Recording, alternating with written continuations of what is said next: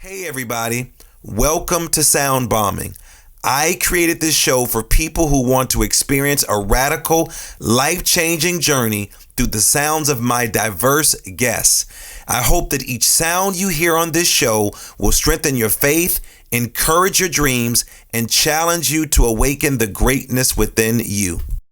Drop the bombs. Drop the bomb. We're gonna drop the bomb. Drop the bomb. We're gonna drop the bomb. Drop the bomb. We come to drop the bomb. Drop the bomb. This is a journey into sound. A journey which along the way will bring to you new color, new dimension, new values, and a new experience.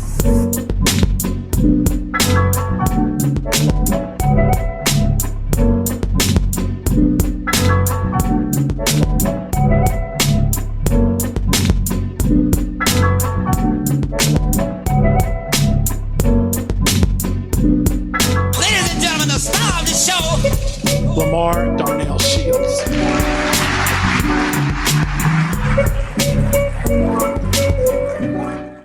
Good morning, good afternoon, good evening, whatever time of the day it is. I just want to thank you for joining me today in the Bomb Shelter. This is your friend, Dr. Lamar Darnell Shields. And you know I'm always so excited because you are here with me. You could have logged on to any other podcast. But you're here not because you heard I've done anything amazing. You're here because you heard we have some of the most amazing guests, and that is so true. So I'm so glad that you decided, Joy, to join us today. I'm always excited that you want to hear what I have to say and that you want to hear what my guests have to say. But I want to, first of all, just thank you again for joining me. Hopefully you are safe. Hopefully you are physically distancing yourself from people. You are building up your strong immune system, that you're washing your hands, you're eating those whole, healthy foods, and you're staying away from people that have COVID, or you may be taking care of those individuals. But I just want you to be safe and sound wherever you are. Welcome to my new listeners. Yay, welcome to the Sound Bombing community. And to my old heads, my OGs, my sound bombers who've been with us since day one, or day two, or day three, or day four. Whenever, but I want to thank you all for coming back. So my old heads, you know what we start out with. We always start out with our three breaths. So I want you to find a comfortable position, wherever that may be, not your bed, not the couch, not the floor. Well, it could be any of those places, but just find a comfortable position. And what I want you to do, I want you to put your hands on your lap, palms facing up. And as my third graders used to say to me, Mr. Shields, roll our shoulders up, back, relax, and close your eyes. We're going to go with our three breaths. We're going to start with our first one. Inhale. We're going to hold it for 3 seconds and then exhale. We're going to go 2 more times. Inhale. Hold it for 3 seconds. Exhale. Now we're going to go much deeper. Inhale. Hold it for 5 seconds. Exhale. And what do we call that? We call that the breath of life. And we like to bring this positive vibe to you, our positive energy, because you don't know what I'm bringing. And I don't know what you bring. Well, you probably know what I'm bringing because you watch the show and you know my goal is to bring good vibes to you. So again, welcome back. If you joined us last week, if you're following the order of our show, we had the great ex-NFL football player, Sean Harper, and he talked about what DJ Khaled says. I want to win, win, win, no matter what. He provided us with some strategies. And today my guest is going to do the same thing. When it comes to living a holistic lifestyle, one guiding principle reigns true. The whole is greater than the sum of its parts. First coined by the philosopher Aristotle, this phrase defines the modern concept of synergy and touches on how there needs to be in harmony between all of the moving pieces. There are 4 recognized aspects of well-being: our physical, our emotional, our mental, and our spiritual. It is believed that what happens to one aspect of the well-being can affect all other aspects. And you know I talk about this all the time on my show. We're talking about holistic healthcare, approaches to take into account of the aspects of those 4 living things that are part of who you are. We all have our definitions of health and holistic lifestyles and are unique in our own fingerprints. And we take into account all the beautiful differences that make up our lives. There is no right or wrong way to approach this holistic health, but there is just your own way, your unique way that you do that. And our next guest, Joy Dushey. Dushey is going to help us talk about and unpack some of these holistic health work with us on how we can become better. Who am I talking about? I just said her name, but you may not know her, but she is a New York-based holistic lifestyle guide and breathwork facilitator. She's an alchemist, a profound facilitator in healing, an educator and activist for deep connecting of humanity. Joy specializes in inspiring people of all ages to start living an optimal life by nurturing the balance of your mind, body, and spirit, and utilizing all the variety of supportive esoteric modalities.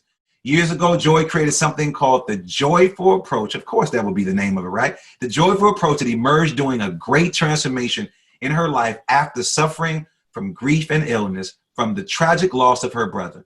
The common thread of what she has devoted to is living boldly her core desire to help you inspire and to grow in this work. I want to welcome Joy Dushey to the Sound Bombing community. Joy, welcome to the show. Thank you. What an honor to be here.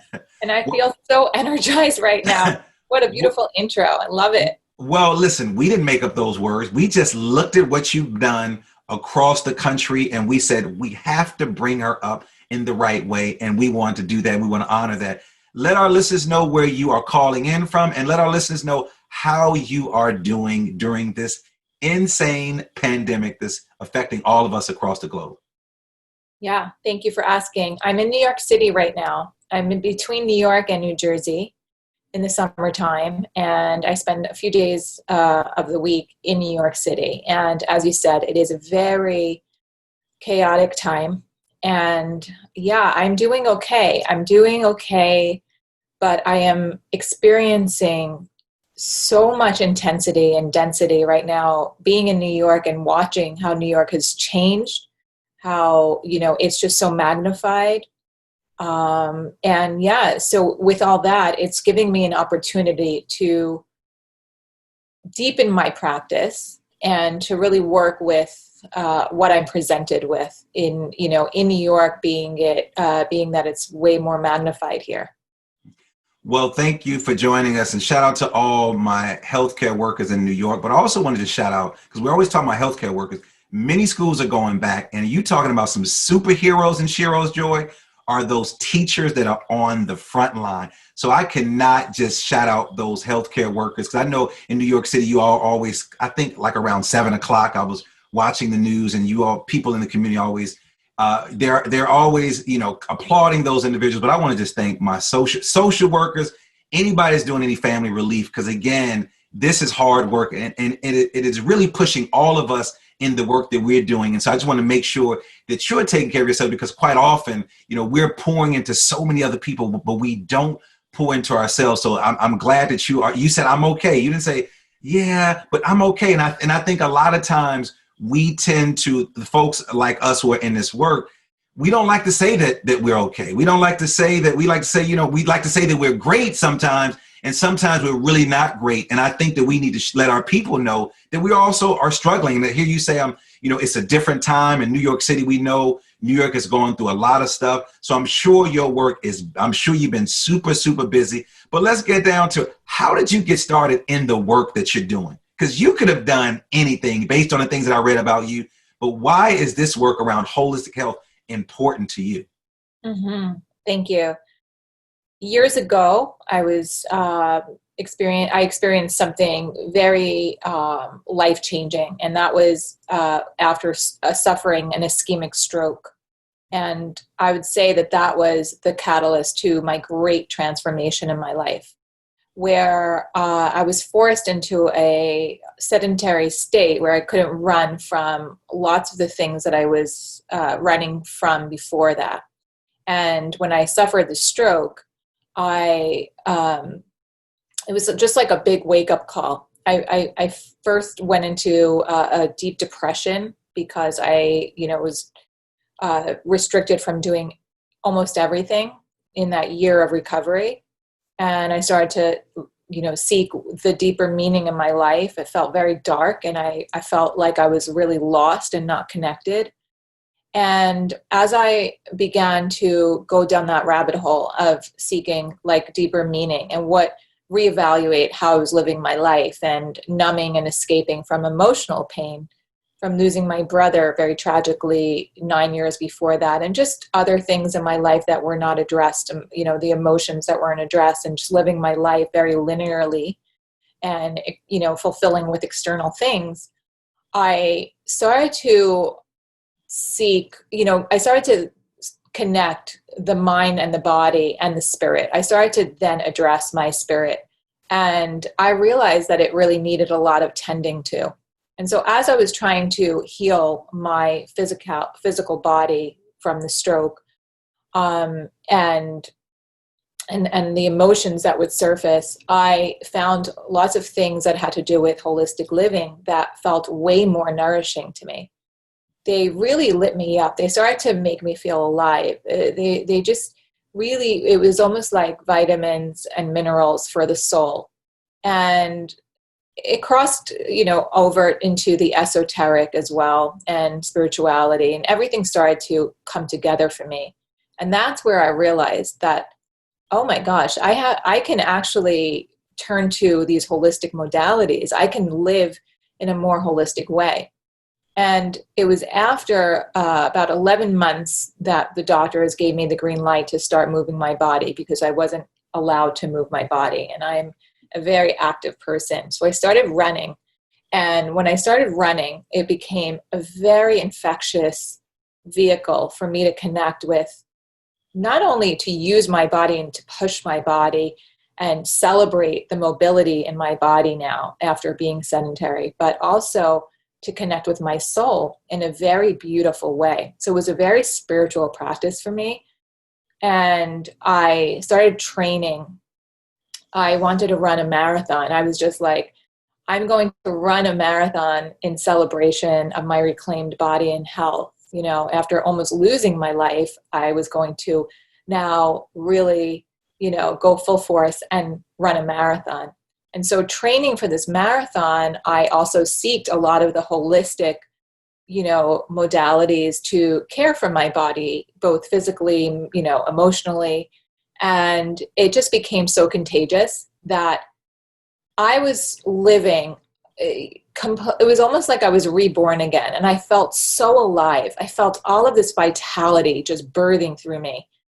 And if I could experience this alchemy of going from feeling almost dead in every way, my emotions, my physical body, to living so beautifully with all this vitality, I wanted to share this with other people. I felt like I had this gift and this opportunity. And so you thus created what you would call the joyful approach to life system composed. I mean, what does that actually mean? What is the joyful approach? Because I'm seeing your face light up. I ran a marathon and I know the feeling of that. When you're running it, when it's over, you don't feel as great. But when you're moving, going through those processes, those miles and miles, because typically I tell people all the time, when you run a marathon, you've actually run a marathon before you ran a marathon. When you're pacing yourself for the training, so you run a marathon on several occasions, but the day of is very, very different. There is a very euphoric feeling at the end of the race. It's something about moving your body. So to hear you talk about how you sort of invested time in your spirit and your soul, and now you created this joyful approach. Explain to my listeners what the joyful approach is. Yeah, so the joyful approach is a life system. It's an integrative life system that brings one into full alignment, into joyful alignment. So the emotions of joy and love, those are the highest frequencies that we can live with. And what happens is that when we're living out of alignment, we're not living in congruence with our mind, body, and soul. We can then have these little fractures, or we can, feel misaligned. We can feel disconnected. And there'll be these disturbances that don't allow us to come into that beautiful alignment, to live with those optimal emotions of love and joy and freedom, right? Mm-hmm. So I created something. It took a while to come up with this, but I also feel that they were gifts from the divine, that my higher self and working with my intuitive spiritual practices, that it all came together for me. So it's a 2-tiered life system. The first tier has to do with how we're living in our day-to-day. how our lives are impacted in the now. This has to do with how we're eating, how we're breathing, how we're sleeping, how we're hydrating, how we're moving, how we're thinking about our life purpose, why we're here. And then the outer layers, the second tier, have to do with our emotions and how we're navigating those relationships with ourselves and with others. So these have to do with setting boundaries for ourselves, living with intention, having a daily practice, having our core values set in place. Has to do with self-love and living in authenticity. So when we can assess, what areas of our life need tending to, where are we out of balance? It's almost like a template that each and every one of us uniquely plug into. We can then assess what areas need more tending to. And then we start to create the intentions that are necessary in order to come back into alignment. Once those start to balance out, all of a sudden we're feeling so, alive. We're feeling like things are starting to flow, because otherwise it's almost like we have all this static that's not allowing us to create that flow and momentum, and we're not living according to the laws of the universe, which I'm sure are very necessary in order to live our best lives. Where do you typically see the majority of the people that you work with that fall out of alignment in a certain part of their life? Where do you typically see that the most? And then where was it in your own personal life? Where were you out of alignment? I think that it's a myriad. It's almost like a trickle effect, right? So self-love, I think, is number one for me. I think self-love is something that people fall away from very early on. I think that we get caught up with what society tells us we need to be. It dictates this conditioning, whether it was through parenting, through teachers at school, bullying at school, things that really take us away from really appreciating and loving ourselves and accepting ourselves just as we are. And when we can get back to that, that's really, I think, the basis of it all. Because then we start to respect ourselves. Then we give ourselves that permission and really create those intentions and those boundaries that are very important for loving ourselves, right? If we love ourselves, we're going to make sure that we're feeding our temple with foods that are very vital and beautiful, as you said, nourishing yourself with all these whole, beautiful foods, not like processed junk. Because if you love your temple, you're not going to feed it junk, right? So it really, everything in the joyful approach, every area is pretty much connected. They're all connected to each other. So, yeah. I love that. So talk to me about the people that knew Joy prior to you creating this joyful approach. Like when you start making your transition to moving from point A to point B, the spiritual and soulful transition, what was some of the people noticing about you? Because, when I go back to Chicago, Joy, I have a group of friends who I grew up with. We call ourselves Chaos, and we've been friends forever. It's spelled K-A-O-S. And we've been friends forever. But they remind me of those humble beginnings before I changed my diet, before my thinking was where it is right now. And they keep me humble. They're excited about the things that I do, but they like me of who I am. And not to separate from what I am from what I do, but they also remind me of what it was like watching me go through this transition, and they accepted all the things. And then many of them ask me stuff on the side, like, so when you get sick, what do you eat and what do you do? Those type of things, but they won't say it publicly. What are some things that do people notice about you when you start to make your transformation? Because I want people to understand when they start to go through this transformation, going with the word that you said, when you started to tend to my spirit. I love that. You said, I need to tend to my spirit and I need to pay more attention to my soul. And that was very, very deep to hear you say that. So what are some things that people notice about you, and some things that they will also notice about themselves when they become aligned to the universal laws that are out there to keep them connected? Yeah. So it's a beautiful question. Thank you. When I first went through this transformation, it was tough because it meant walking away from a life that was no longer serving. And, that meant like late nights out, drinking, all of that stuff that was no longer in congruence with my spirit, right? So it meant like, stepping away from that, but with love. It wasn't that I didn't love my friends, but I kind of had to go on my own journey. And so some people didn't understand. Joy's going through something. But then later on, when I started to bring this to the forefront, and it was almost like a coming out of the closet, it's like, this is the new Joy. It doesn't mean that I'm completely different, but it can feel threatening to certain people. So I always offer the inclusivity, like that they're welcome to come on this journey with me and to learn from whatever I'm doing. And so people started to feel inspired by that.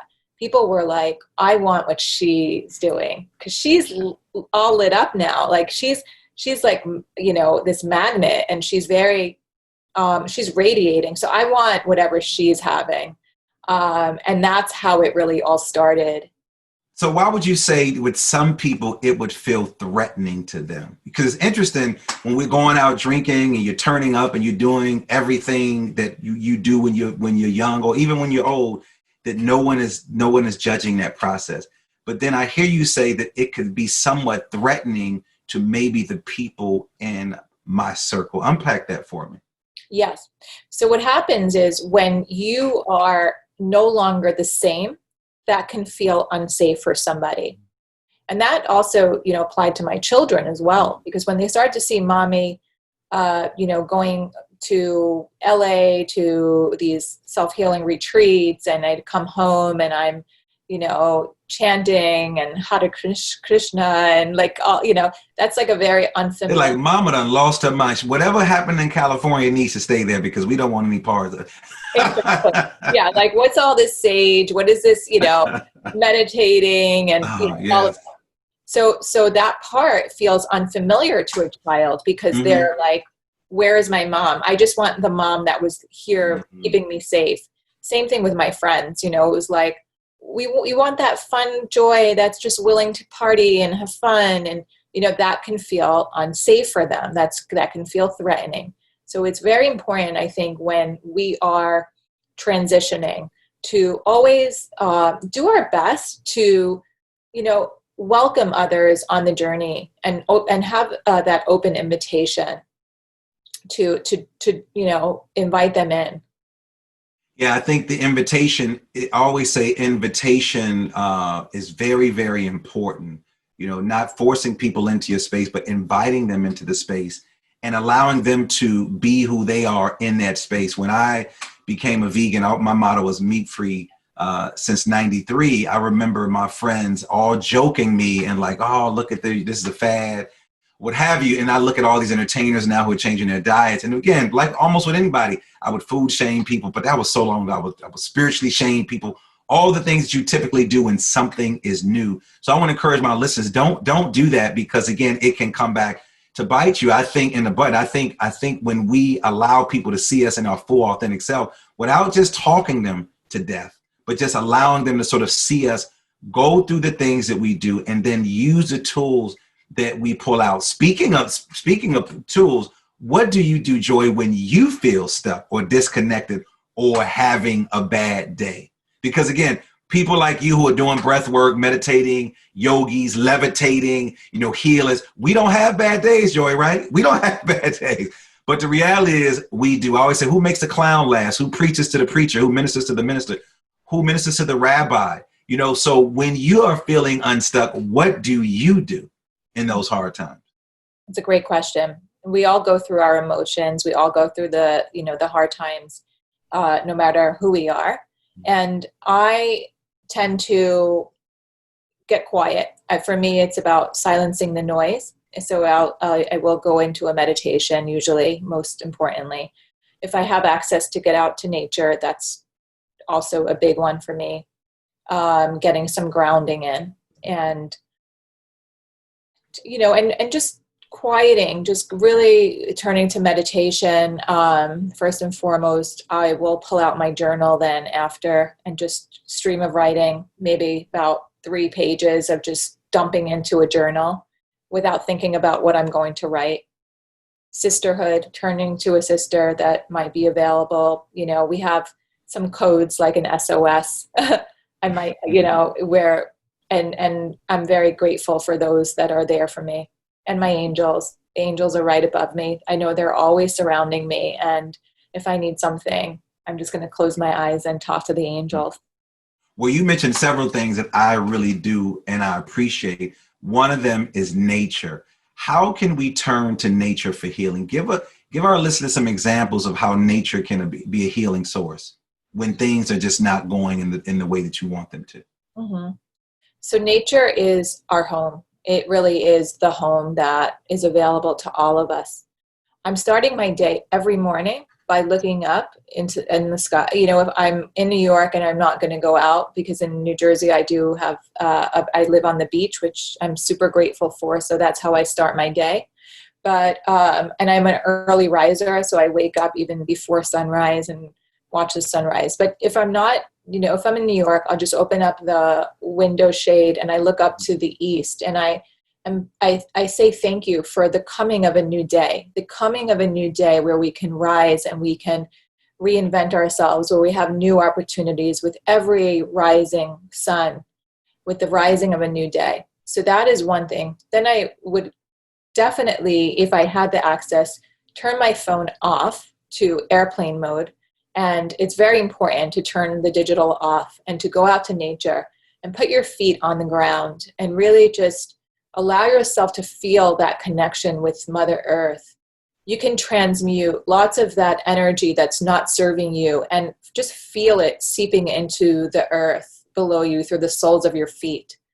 You can take a very contemplative walk. You can, you know, if it would take you 10 minutes to walk a path, let it take you 30 minutes to walk that path and feel that connection with the earth as you're walking.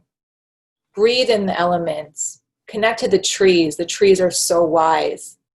They've been through a lot more than we have, and their endurance, their strength, you know, their vitality.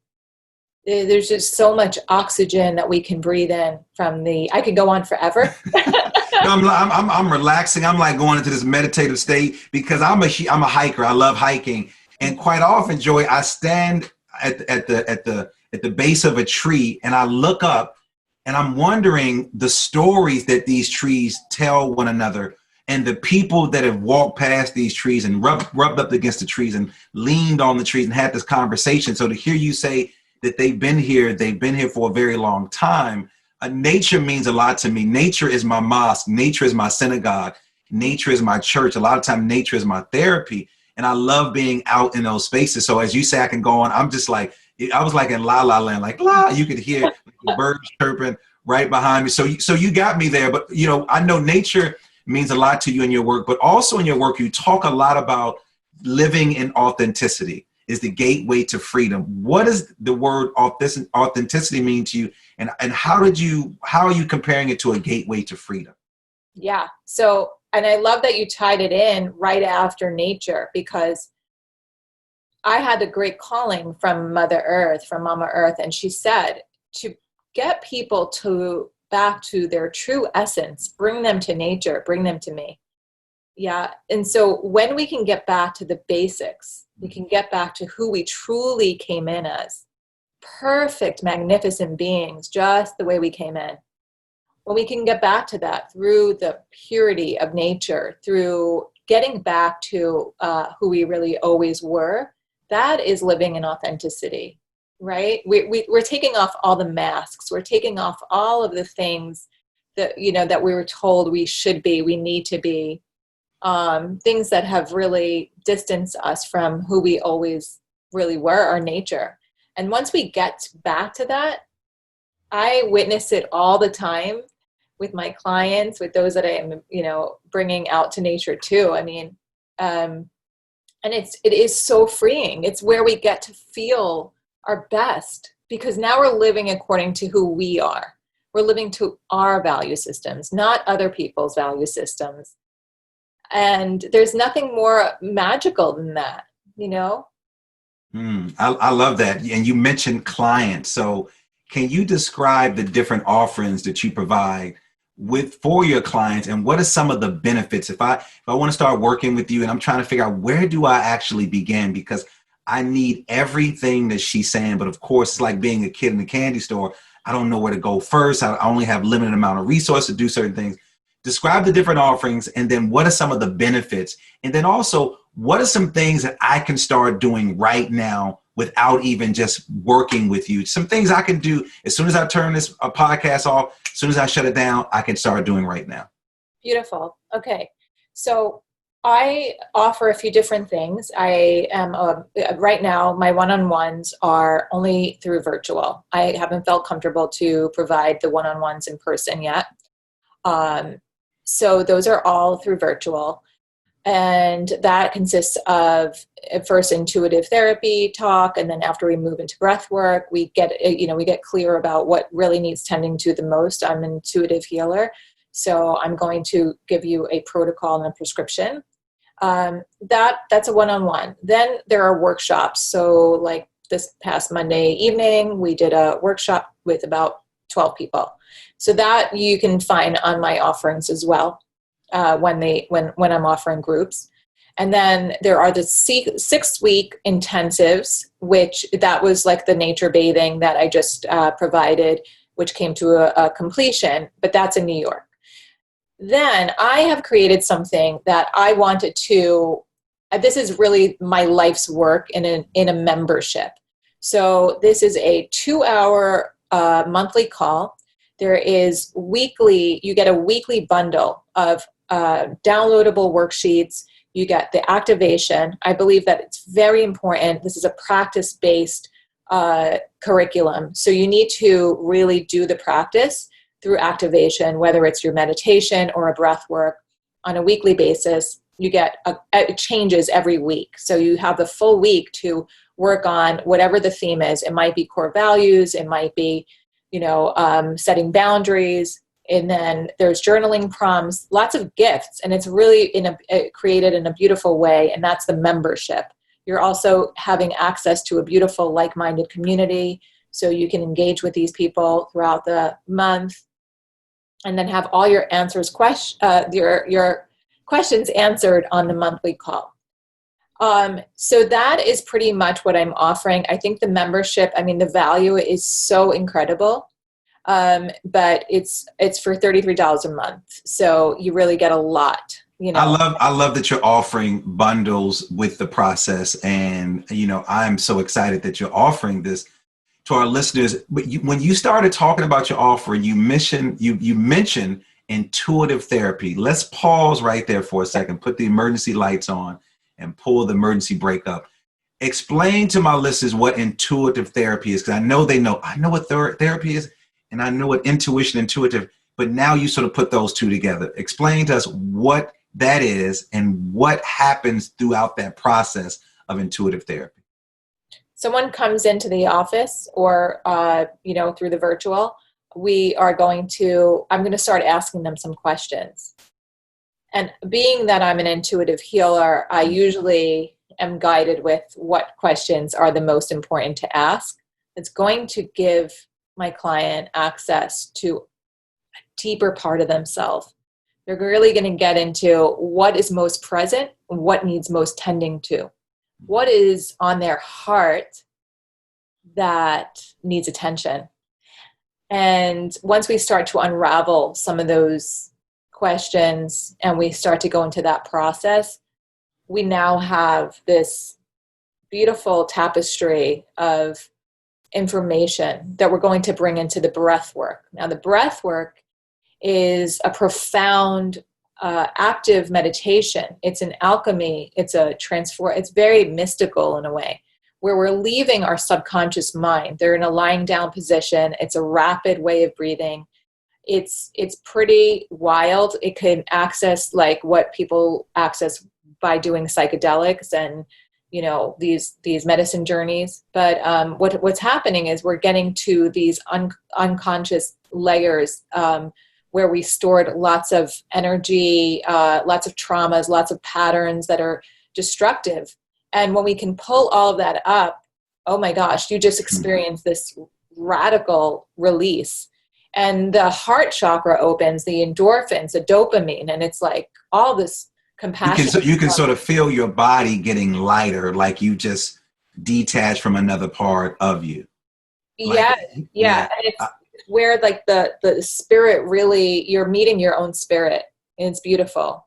So what are some questions you typically ask that might be not just general questions, but are there some questions that typically come up all the time when you're starting the intuitive therapy process?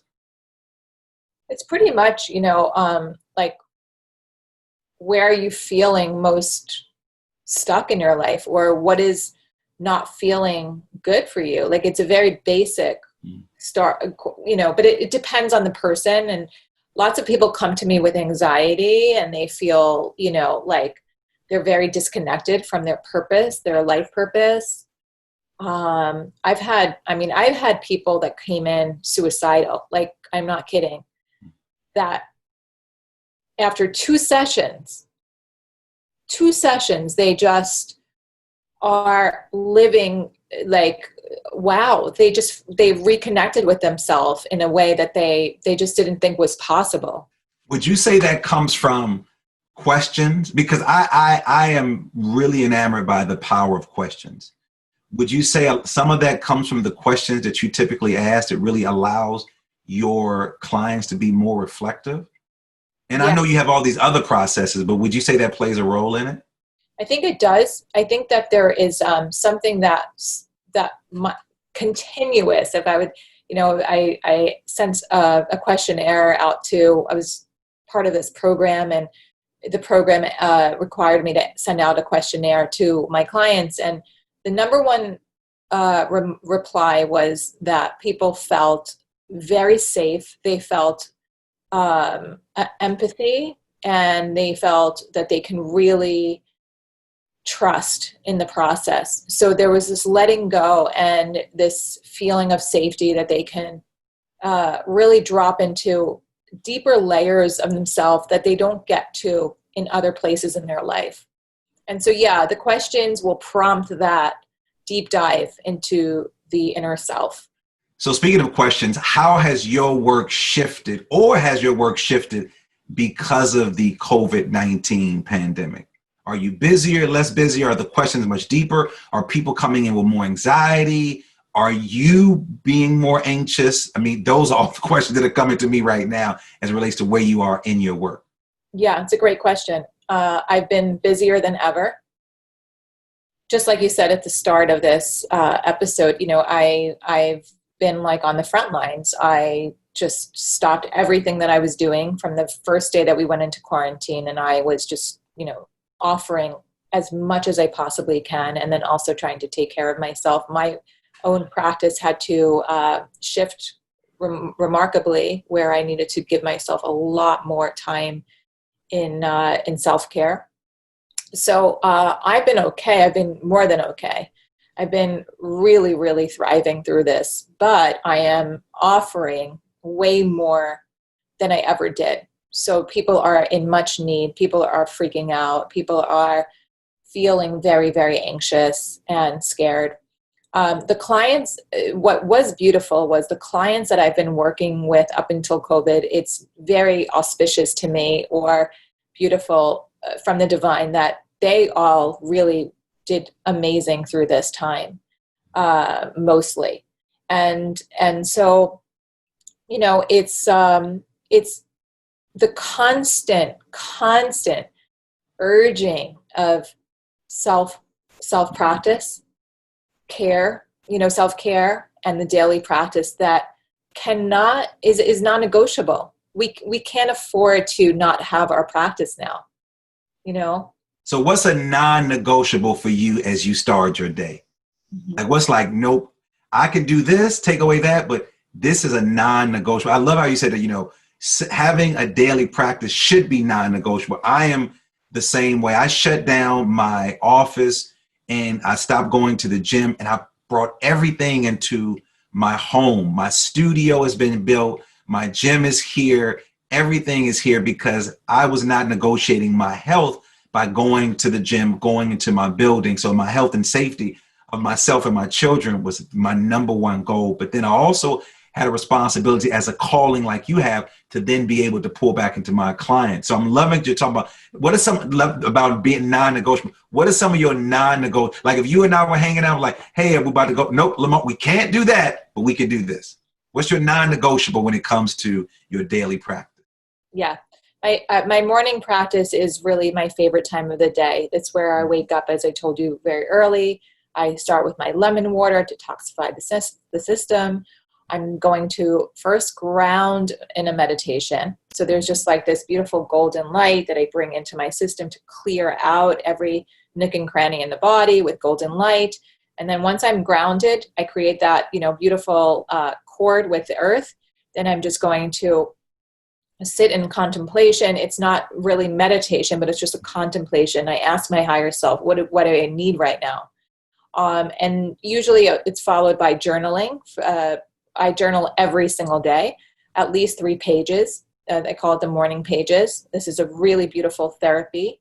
And then I will go into at least 20 minutes of meditation.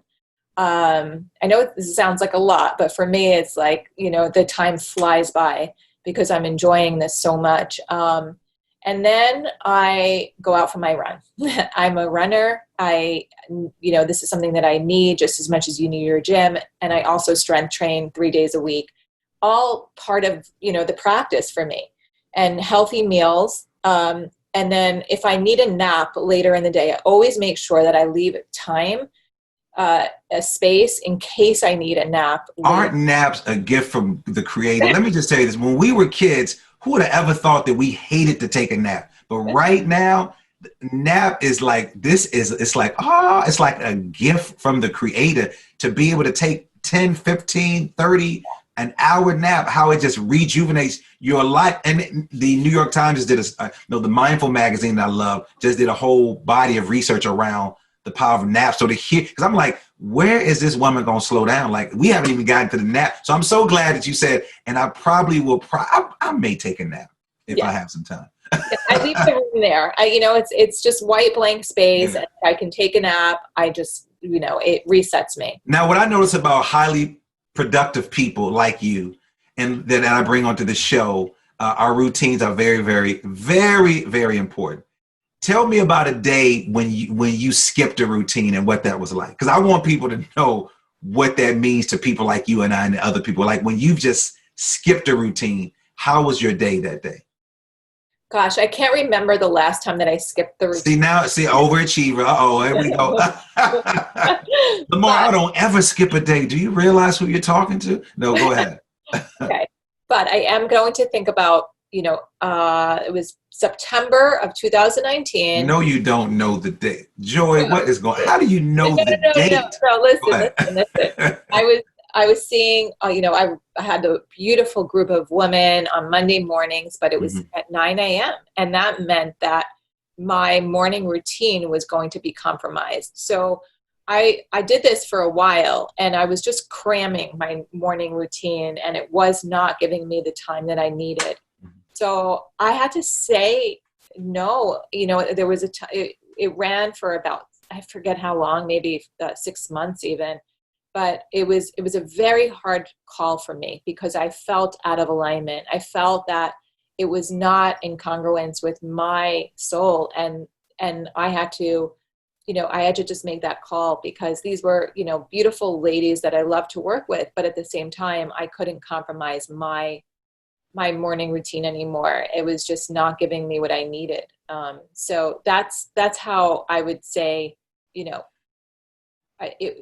it's creating the boundaries for yourself, I think. I can definitely feel my day being off, when I don't follow my routine, or if I skip something and I try to make up for it later on. I tell people, when you win the morning, you win the day. And so to hear how committed, not only just to yourself, because I think where the beauty comes in your work, you're committed to yourself, but then also to the people, because what you're saying, what I'm hearing you say, if I don't pour into myself, I can't give you all of me. And I think the clients, the people, our friends, they deserve all of me. So those folks that listen to you, Joy Dushey is a great person to work with because she told you about it. Her routines are very, very important, and she's going to push and pull you to living a holistic life. Joy, thank you for joining me, but you cannot leave until we do our super bomb question. So I got to stick with my routines like you stick with your routines. So Joy, are you ready? I'm ready. So what is your favorite word? Grace. Grace. What is your favorite quote, Bible, or spiritual verse that you might have read and you live with on a daily basis?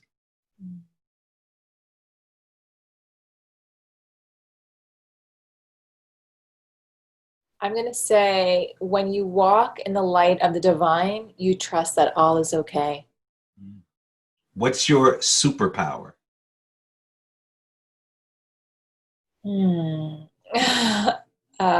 Love. What's your spirit animal? Black jaguar. What moves you to tears of joy? Joy. Authentic connection. What moves you to tears of sorrow?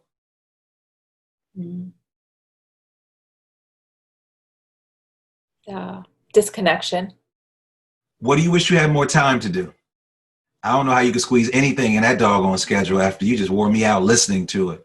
But what do you wish you had more time to do? Play with my granddaughter. Your grandma. What does she call you? Nothing yet. She's 30. We're getting there. I know these young grandmothers. They don't like the grandmother. They like G mama. They like all these cool, smooth. Nobody wants to be granny anymore. What's the best or most worthwhile investment, Joy, you've ever made in yourself? It could be yourself, money, time, energy, anything. That's such a great question. Wow.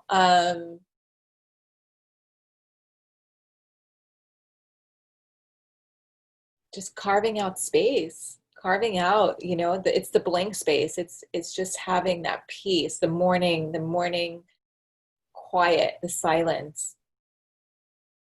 If you were in the Miss America talent competition, Joy Dushey, what would your talent be? My talent would be, I think, welcoming people. Well, thank you for welcoming me into your space. And I want to, again, allowing you to come into my space. Joy Dushey, it was a great honor to talk to you. I've told you all she was amazing. You need to go check her out. Joy, how can our listeners get in contact with you if they want to work with you, if they want to hear more about the great things that you're doing? Thank you so much. This was such a fun time. So on Instagram, I am The Joyful Approach. My website is thejoyfulapproach.com. I'm on Facebook, but I'm not really that active, to be honest. And yeah, you can find everything that you need either through Instagram or on my website, thejoyfulapproach.com. I love that, The Joyful Approach. I want to thank you. And I also want to thank my amazing engineer, my Haitian brother, Alexander Blanc, my super duper producer who keeps me on point with all the great questions and all the great research, Nicole Klempaka. Supremacy for our theme music. And all of you out there for listening, thanks for tuning in. Make sure you subscribe. Please leave a comment. Let us know how we're doing. If you like the show, you don't like the show. But thank you all for all the comments. If you want to know more about me, go to drdrlds.com.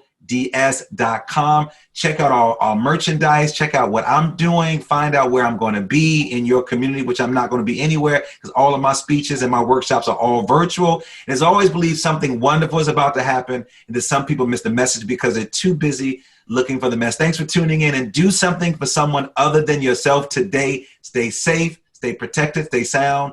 Check on our elders and all those people that are sick. You've been listening to Sound Bombing. Peace. All right.